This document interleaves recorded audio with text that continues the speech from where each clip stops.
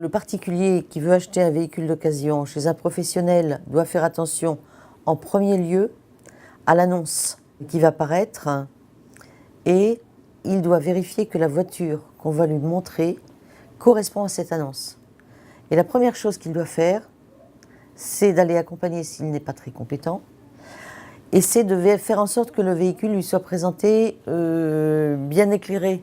Si on l'emmène au fond du garage, il faut qu'il se méfie. Le consommateur doit demander tous les documents qui ont accompagné le véhicule tout au long de sa vie et doit bien lire tous ces documents parce que c'est là qu'il va voir s'il n'y a pas de rupture dans les dates et dans les kilométrages. Le consommateur va demander le contrôle technique et on doit lui remettre un contrôle technique valide.